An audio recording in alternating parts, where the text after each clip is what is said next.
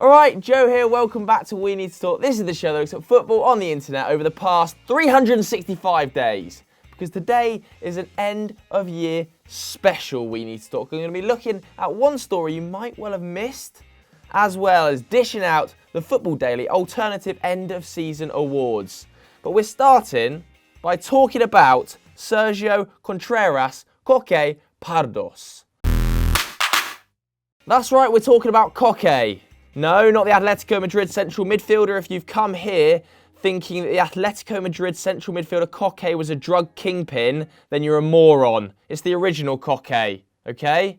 The original one. Now, you might well not have heard of the original Koke, so I've given you a little bit of background here. A quick look at his sporting history will tell you he grew up in Malaga and he played for Malaga in La Liga, which is a pretty decent standard. In around 2003, he only made 6 appearances, so wasn't exactly a superstar there, but, you know, grew up there, came through the academy and played for Malaga in La Liga. He also played for teams like Marseille with some pretty decent players, including Franck Ribéry, Samir Nasri, Fabien Barthez, Lizarazu. He finished 4th and 5th in Ligue 1. He won an Intertoto Cup with them, and he got to the round of 16 in the UEFA Cup. So he's not the worst player I've ever seen. In fact, he made the biggest impact in Greece. Because over in Greece, he played for a team called Aris Thessaloniki.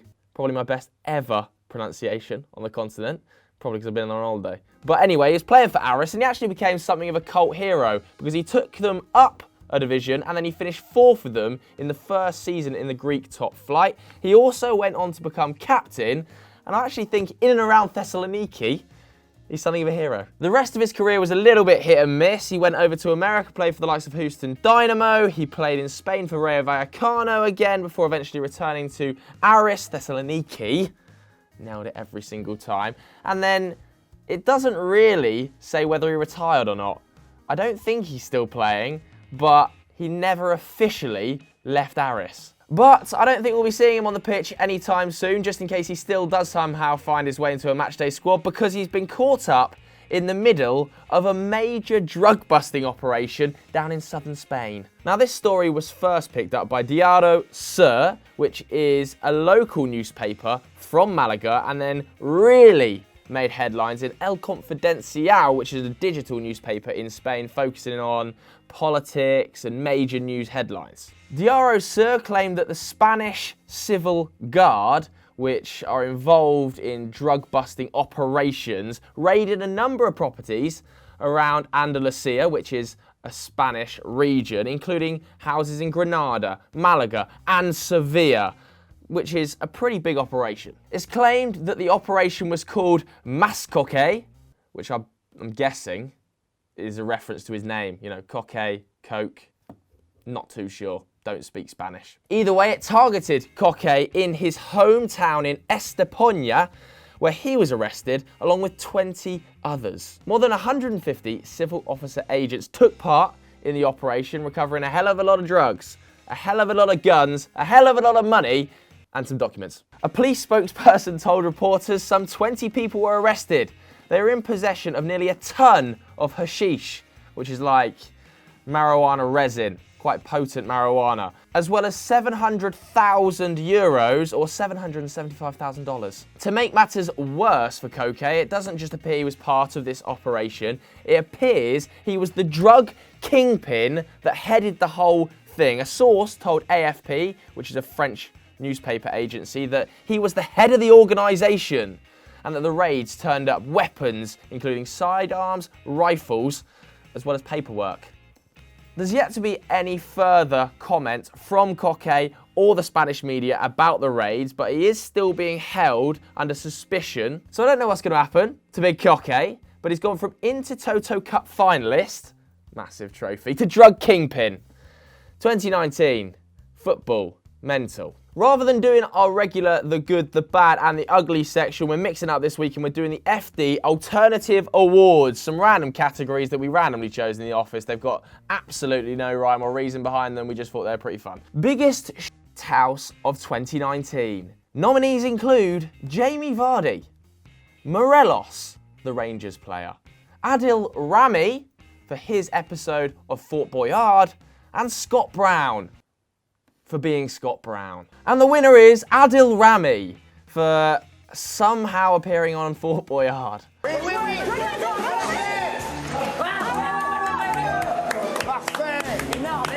The next category is the Andros Townsend Hair Transplant of the Year Award. And to dish out the nominees here, I've got a very special guest, a man that knows more about hair transplants than anyone else. It's...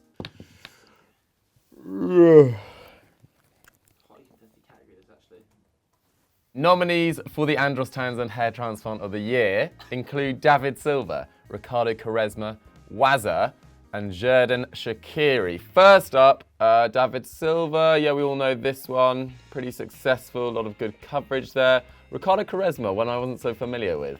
Oh my D's, that's quite an intense photo, isn't it? Wazza, was that this year? I feel like that was a while ago, but we got him in for this year. And Shaqiri, no one's noticed because he hasn't been playing at all. Completely irrelevant. I'm gonna go for my hair transplant of the year, just for that dedication of that photo, that doctor really scalping it through, Ricardo Quaresma. He hasn't won anything for a while, so congratulations, Ricardo. On to the next award. The next category is hotly contested. It's Worst Pundit of the Year. And there can be only one winner for this one. Of course, it's the HITC Irish Scarf guy. To be fair to the lad, I'm hoping he can redeem himself today because he's playing Chris Hamill on Stat Wars. So make sure you go and watch that. Please beat him, HITC Irish Scarf guy. What's his real name? The next award is for the Santi Cazorla Worst Transfer Announcement video. If you're wondering why it's called that, watch this.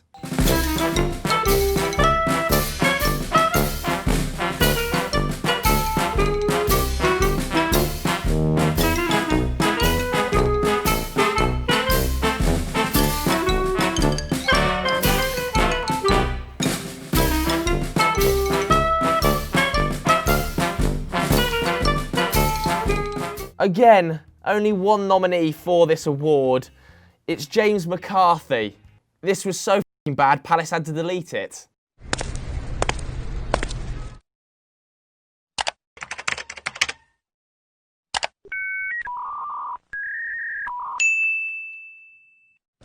Yeah!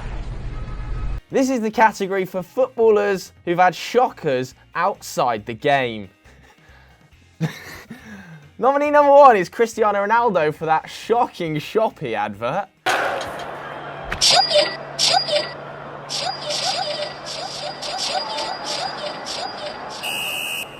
Shopee?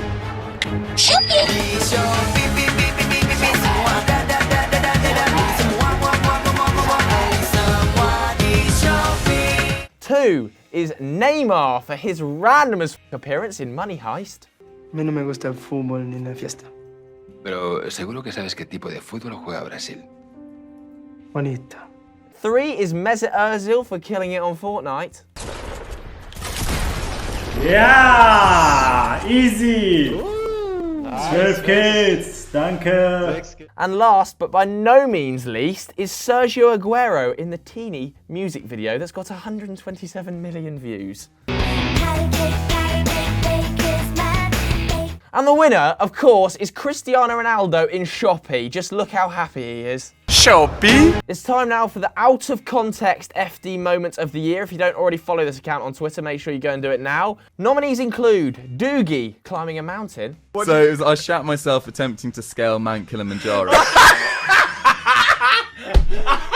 No Sound Sunday Vibes.